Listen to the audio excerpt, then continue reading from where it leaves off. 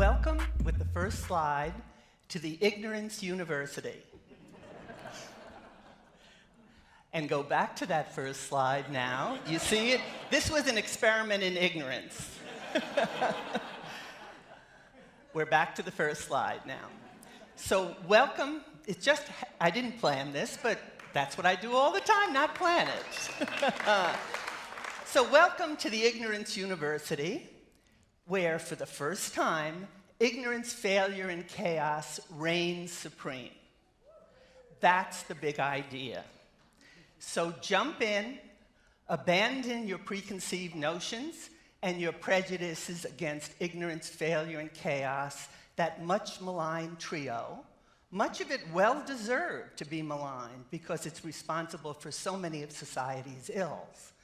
But as you jump in, think of the flip side, the times where your ignorance and not knowing helped you, where you found new friends, explored new territories, discovered new ideas that you never would have taken the risk to try unless you didn't know and didn't know the risks involved.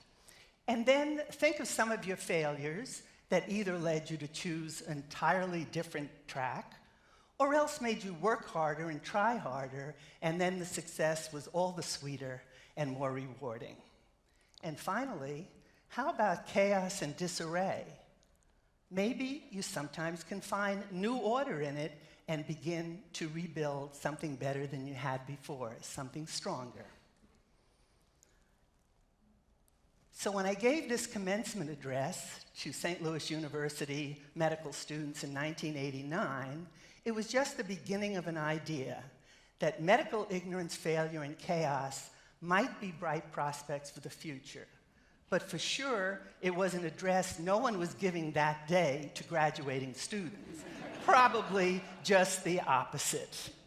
So what was I thinking, and how did I get there? My odyssey began with a whimsical wish of my mentor from NYU Medical School, Lewis Thomas, who some of you may know as a wonderful essayist in biology. But in the introduction to the medical text, he wrote, "I wish there were some formal courses in medical school on medical ignorance, textbooks as well."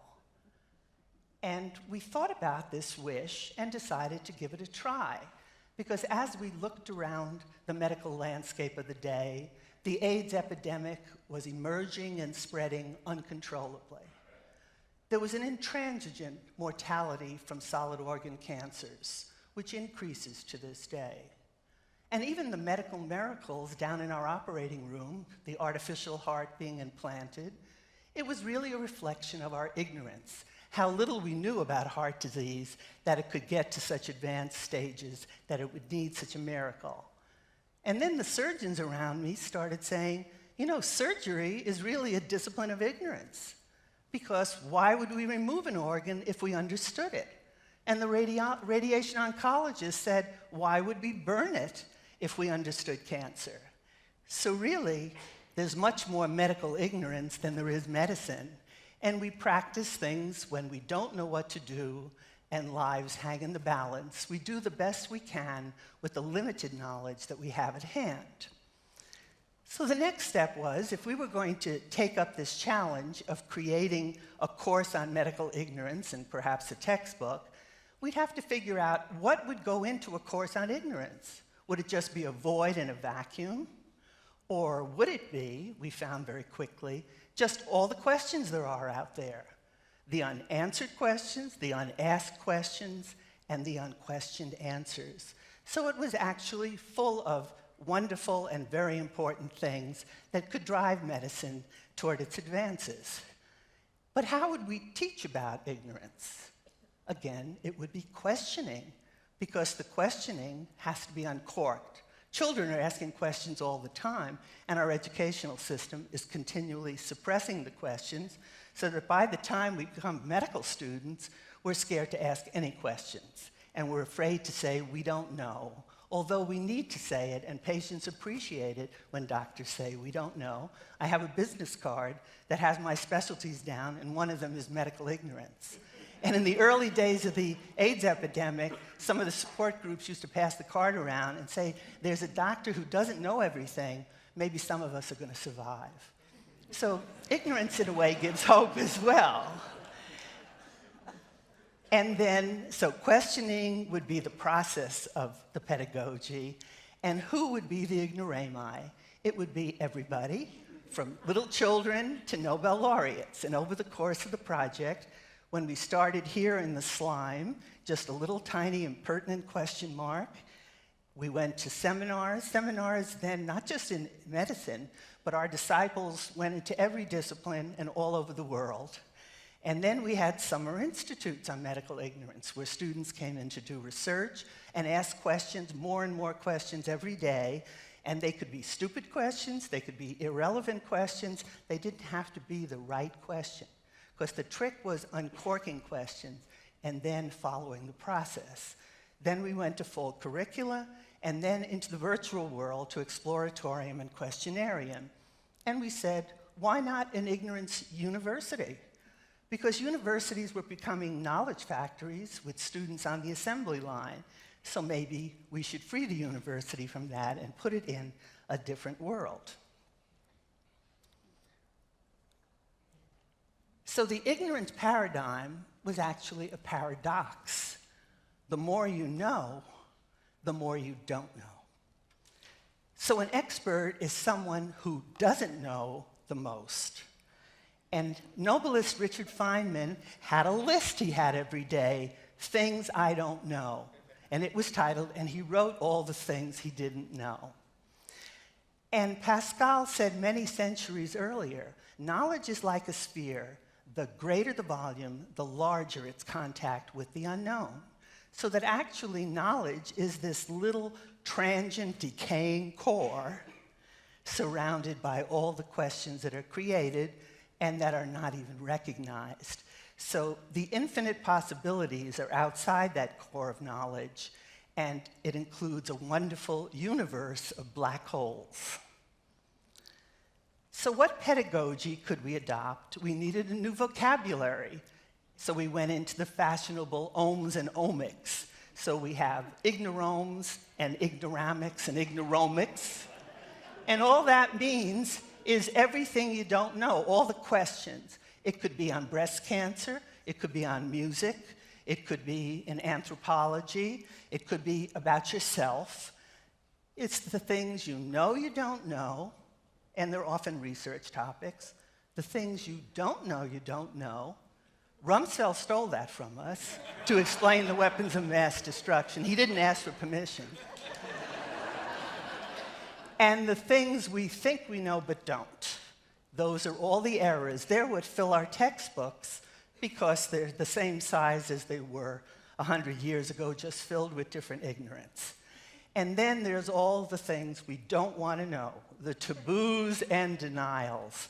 And we have our students, including middle school students, actually categorize and map their ignorance in general or about specific topics. And ignoramics deals with the recognition and managing your ignorance to balance informatics, because informatics is managing information, we're managing ignorance. And we have a lot of exercises. We have games like Questionator. We have logs that you put your questions in every day, categorize them. We have maps.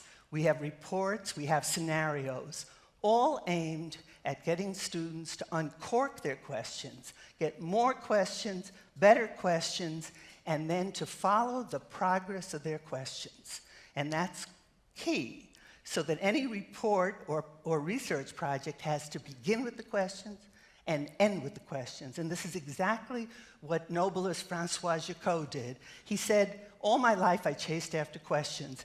It was my anxiety, it was my profession, it was thrilling.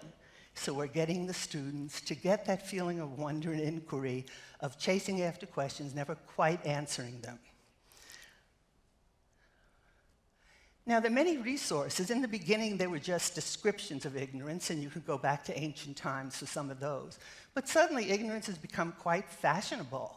And now, ignorance is what drives science. That's nice to know.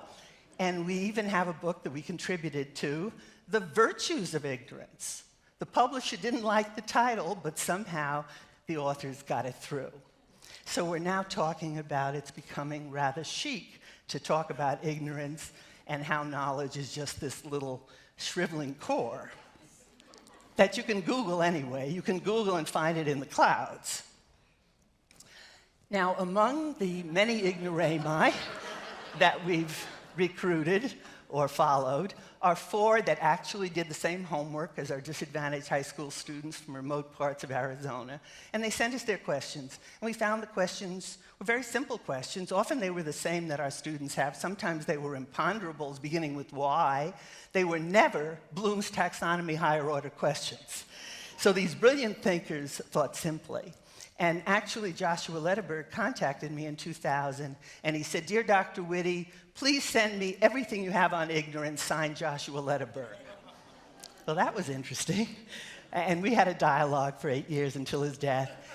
And J. Michael Bishop asked the question, what is cancer? Will we ever treat it? The same question that all our students and patients ask. But he asked it, what is it really? Just as Einstein said, what time is it really? And that was one of the great questions of the last century. Now, there have even been one Nobel laureate who got up and accepted the Nobel Prize and thanked his ignorance as he accepted it. He said it was the most important product, and he was lucky to have so much of it. Okay, so the metrics for ignorance, there's a lot of things we're trying to quantitate. The number of questions, how they progress, how they're framed, and you can tell how much a student knows by the questions they end with without ever testing them on what they learned. But how about the dose of ignorance? What's the optimal dose? Well, some people can take just a little bit. They don't need any training or whatever. Some need a little booster shot. And some are completely immune. And they're usually our best students. They're very reluctant to tell you they don't, and some of our doctors, what they don't know, and admit it, and ask questions about it. So that they're pretty hard to get to question, and you really have to uncork them and flog them and reward them and do all sorts of things. But we're looking to develop with rubrics and surveys and all sorts of things, the IQ cubed, the ignorance quotient, which we think may be really a lot more valuable than the IQ. It's the ability to question and to grow with that. And we think that some of our students have really gotten to it. And they've talked about their brain becoming so full of questions, like a carbonation in a shook soda can, they had to get it out and put it on paper. Or they're proud of their diploma in ignorance, or they figured that their teachers are also ignorant too. So these insights are really important, and our budding, blooming, and distinguished and Nobel ignorami, there's a common bond that unites them in their ignorance, perhaps not in their accumulated knowledge. So the first ignorance building at the university is a space for questioning, a questionarium. We have it virtually functional, but it can be anywhere. It can be a corner of a small classroom in rural Arizona. It can be on a tropical island. It's just a safe place to question and be rewarded for questioning. Now, the link between Nobel's ignorance, failure, and chaos was best stated by Robert Lefkowitz, the 2012 Nobel laureate in chemistry, in which he said, science is asking big questions and expecting inevitable failure and luck, which is chaos. So the linking of these three, of wonder, innovation, and rebuilding and evolution, is clearly stated. And a failure curriculum, they started really in medicine with our M&M, Mortality and Morbidity Conference, and all our postmortems. But in engineering schools, they began a few decades ago, Failure 101, and now I'm sure there's a Failure 501, where you look at the design of collapsed bridges and roads and disasters of all kinds. And failure rounds, failing better. And actually, this week in the Wall Street Journal, memo to staff, take more risks, embrace failure, coming from several CEOs. Now, one of them was a little more impatient. He said, please fail faster. So I don't think he's totally committed to the principle, because I don't think you can put it under pressure. I mean, Edison said that he never had a failure in his whole life. He just found out 1,000 things that didn't work. So there's a lot of resources there. And we have a space for failure, a failure learning center, where you admit it, become aware of it, and then correct it and move on. And finally, our chaos curriculum. Well, we haven't fully developed it, but there's tremendous resources out there in chaos. And we've seen so much in the past decade: complexity, catastrophe, unpredictability, uncertainty, unexpected things that happen, but a kind of natural order in the meandering streams and gathering clouds and hurricanes.